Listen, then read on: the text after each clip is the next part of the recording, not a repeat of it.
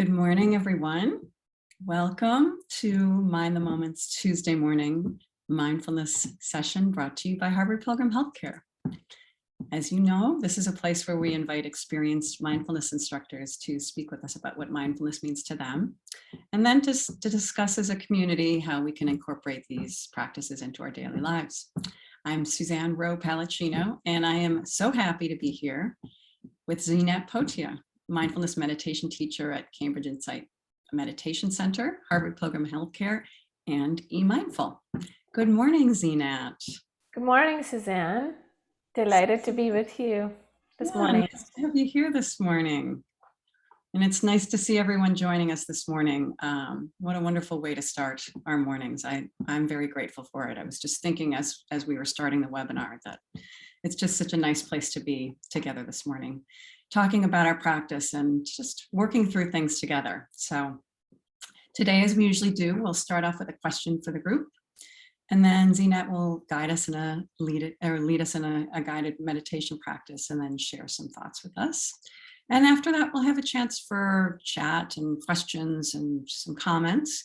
So if you go to the bottom of your screen and open up the chat, and that gives you the option to click on, I think they changed it now, but hopefully you guys, everyone out there can see panelists and attendees.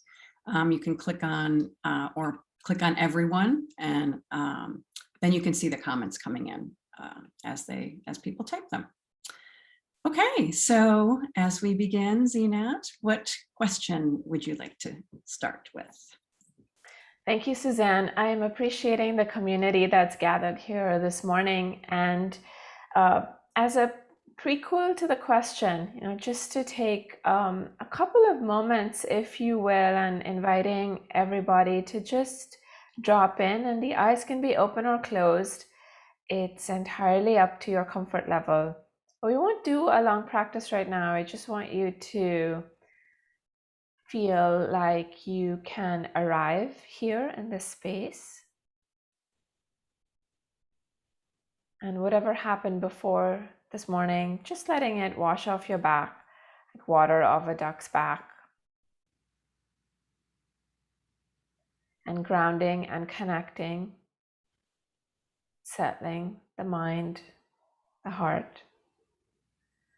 And then you're welcome to listen to the question in this way, or you can open the eyes, but it might be nice to just receive the question while you're in a contemplative space. And I'd like you to reflect upon what's keeping you up at night these days. There might be a long laundry list, of course, because these are challenging times for many, but just to see what bubbles up, one or two things that bubble up, a sentence or a couple of words. And when you feel ready, the eyes can open, and inviting you to share in the chat. Sounds good. It is, could be a loaded question. Yeah. The Delta variant. Nothing, I sleep like a baby. Sarah, we all want to be you. I have, from my perspective, I have a health concern of a family member that I've been thinking a lot about. Yeah. Teenage children, moving. The future, what lies ahead. Yeah. Work.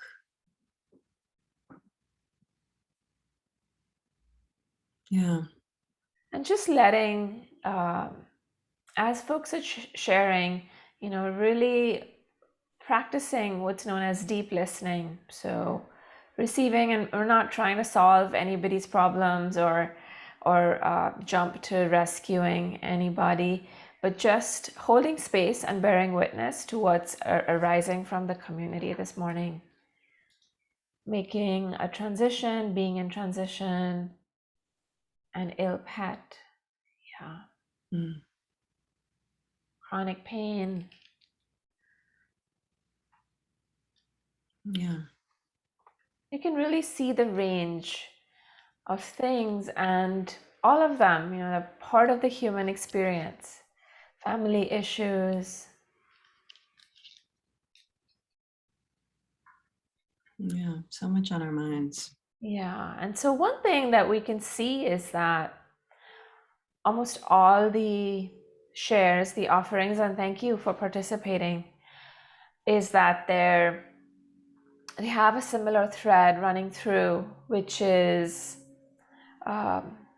there's a degree, a kind of balking at uncertainty, at not knowing how any of these things are going to unfold. And the reality is that we don't know. This is simply quite frightening to us as human beings, not us as individuals. Of course, we have our own individual reaction to things, but as human beings, because it feels like a gaping hole, and we're hardwired through our psychobiology, through our need for survival, to want answers, to want ground beneath our feet. And so prolonged uncertainty, there you go. It's quite stressful, and it activates our amygdala. It can hijack our nervous system. And so I think I'd like to transition to practice now, and we'll see what to do with this big question of how to work with uncertainty using our meditation mindfulness practice as a lab. And so just coming into a comfortable, upright posture, very relaxed in the body. And Suzanne is demonstrating if you want to do a quick stretch, that can be really helpful before you come into stillness. And then just settling in. Both feet on the ground, connecting the feet, feeling that stability that's here. So even if things are really awry around us, we can still feel our feet on the ground. There's a connection, there's a stabilization that can happen with this simple act. And connecting with your whole being, not digging your feet in, like clutching or gripping the toes, but a very relaxed acknowledgement of ground. And allowing that groundedness to travel through the body.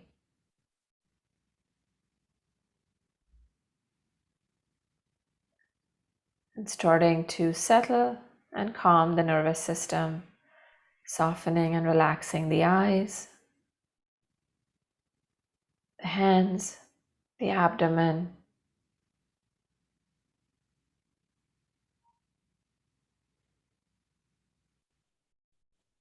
Starting to connect with the breath. Our breath is our life force. It also has the ability to calm and settle and stabilize. So just bringing the awareness to the breath at the nostrils, the heart, or the abdomen. We're not trying to change or control.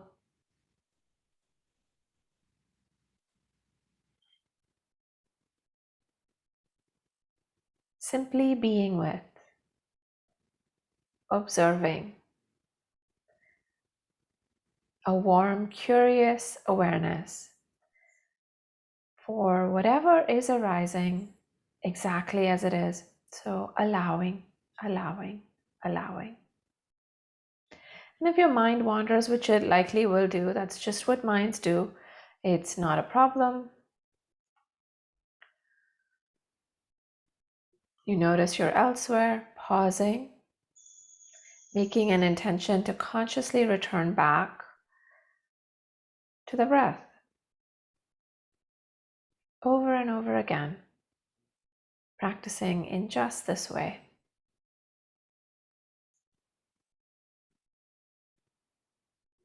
And if you tend to get flooded, with future catastrophizing or past rumination, it can be useful to recognize that in this moment, right here and right now, we are relatively okay. We're not standing on a precipice. We're not standing on the edge of a shark's mouth. We're okay.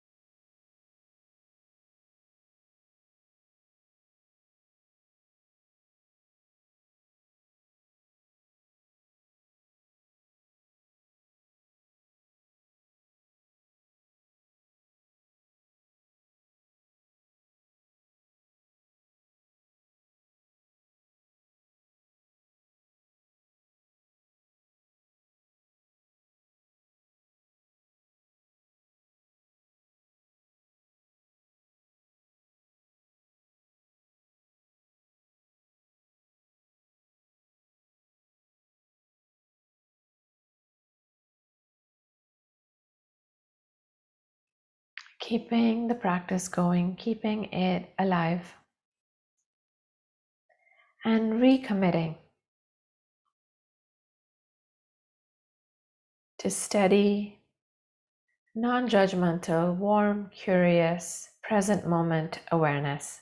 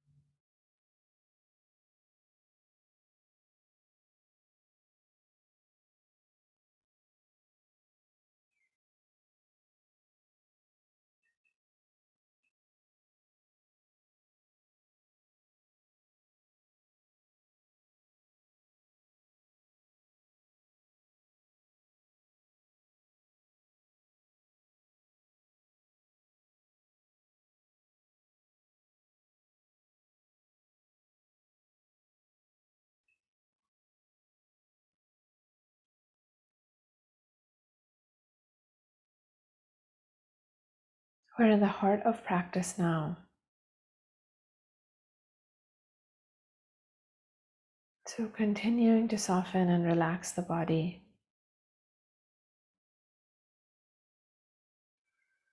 And to soften and relax the heart mind.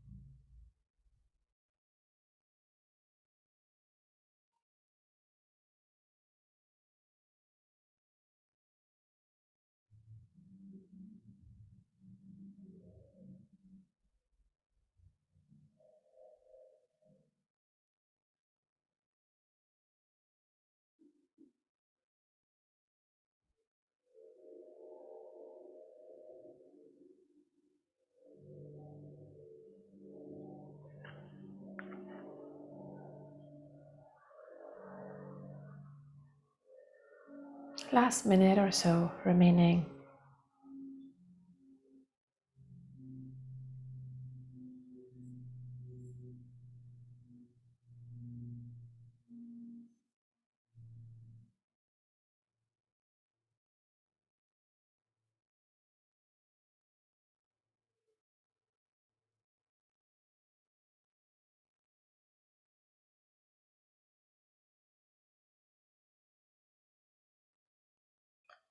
And then continuing to practice through the sound of the bell until you don't hear it anymore.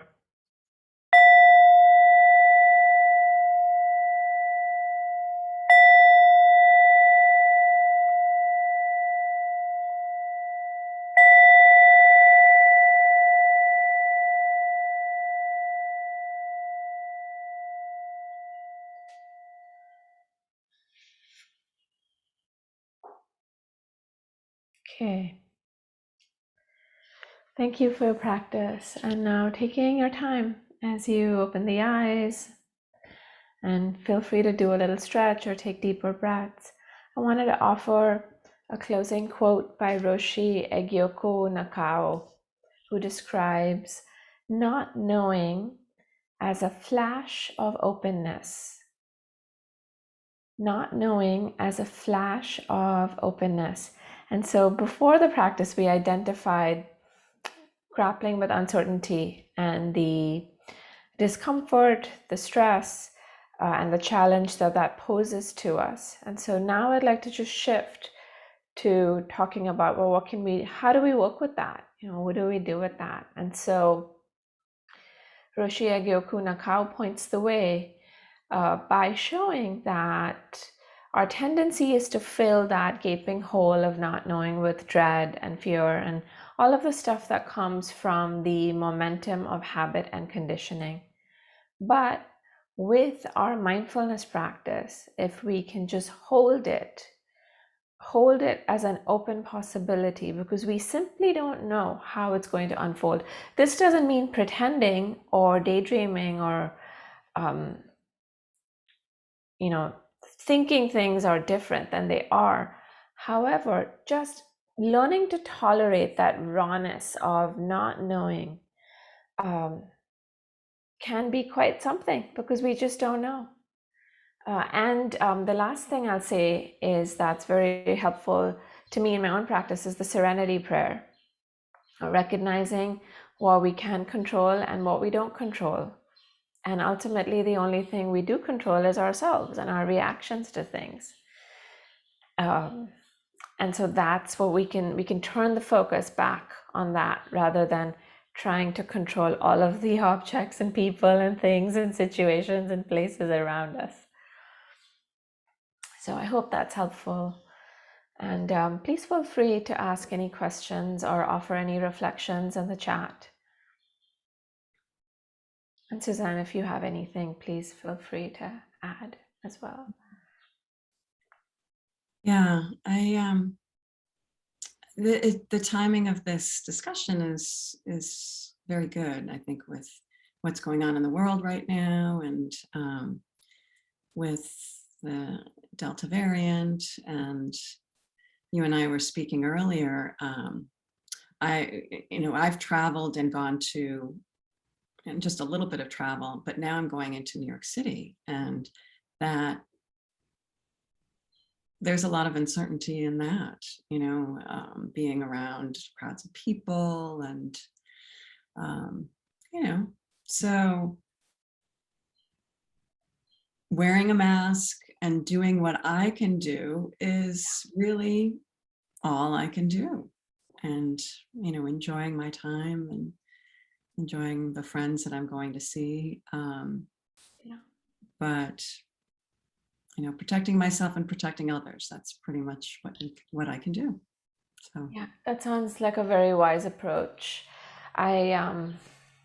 Yeah, exactly. You're continuing with your life, but making modifications that are sensible, actions that you can take. That's very good. Somebody asked, Teresa asked me to repeat the quote, and so I dropped it in the chat, and I'll repeat it again as well. It's by Roshi Egyoku Nakao, describes not knowing as a flash of openness. yeah.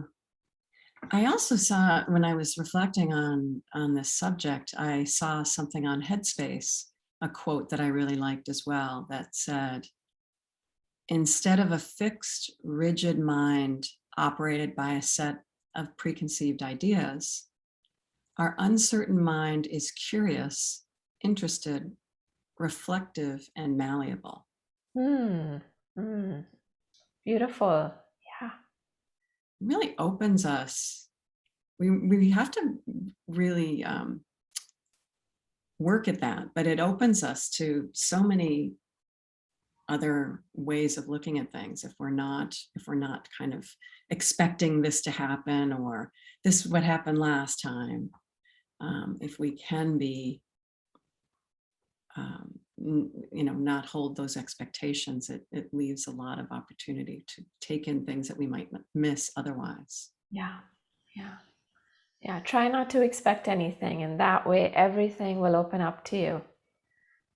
It's another way of saying that, of being open to possibility. And of course we have our aspirations and we have our desires, and to hold those more lightly, because we're not always in the driver's seat. In fact, we seldom are, because so much is out of our control. We're part of an interconnected web of causes and conditions. I think there's a question of somebody asking about previous episodes. Yeah, if you go to our Facebook page, Harvard Pilgrim's Facebook page, MindtheMoment, you can find links to the episodes, but also you can go to harvardpilgrim.org/living well at home, or just Google living well at home, and I can post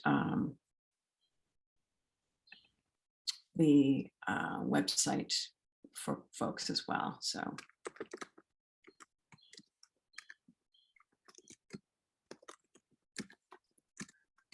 Isn't there a YouTube channel as well?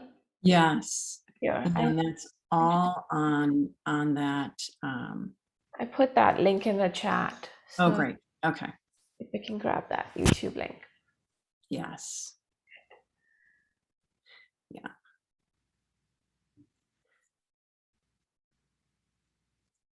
Yeah. So if you Google as well, living well at home, there are, and also we've mentioned this in the past, there are exercise classes, yoga classes, Zumba classes at certain times. There's now I'm noticing cardio dance. So there's sessions on summer food safety. So I think there's been a lot added. So just an opportunity. Oh, I'm so sorry. I think I have it set to, thank you for letting me know. I had it set to just panelists. But now you should be able to see because I switched it. Thank you. Mm-hmm. And someone's mentioned as well, aspirations, desires, fears, dreads, all are difficult to ignore. Yeah, and the thank you, Grant, for that comment. I think that the guidance is to hold them lightly, to hold them with the understanding that they're like seeds, that we can have them and we can certainly work towards them, but to do that without being so outcome focused, because that's typically our orientation, is how is it going to end up. So I can have an aspiration for X, and that can guide me, that can be my compass. So it's like planting seeds, their intentions, and I water them and I weed and I care for them, make sure they have sunlight and fresh air. And then I'm not so fixated on what they're going to turn into, if that makes any sense. I'm just in the process. And then they'll turn into what they will. They might end up dying or they might end up bearing fruit. We simply don't know. But it allows for the possibility, being able to tolerate that not knowing, for something to emerge that we don't ultimately control. Yeah, I really like that analogy with the seed, because we can do what we can do, and we need to put in that effort. But from there, things will occur, and we have to kind of accept where they go. And that rumination or that pushing can cause us more suffering than if we just continue our little efforts along the way. So thank you so much for your teaching this morning, Zeenat. My pleasure. Yes, and for your guidance. And thank you so much to the group as well for the discussion. All really good, everything that folks have mentioned, we all connect with in one time or another in our lives. So very grateful for being together this morning. And yeah, I'm glad it was a great start to the day. We're happy to have you here with us. So thank you so much for joining. And we're back here on Thursday at 8:30, and Zeenat will be here with us again. And she'll be discussing the sacred pause and what that means with our practice, with our lives, and how we can incorporate that. So we look forward to that. So thank you again to everyone, and we will see you on Thursday. Sounds good. Bye. Thank you. Thanks again. Bye-bye.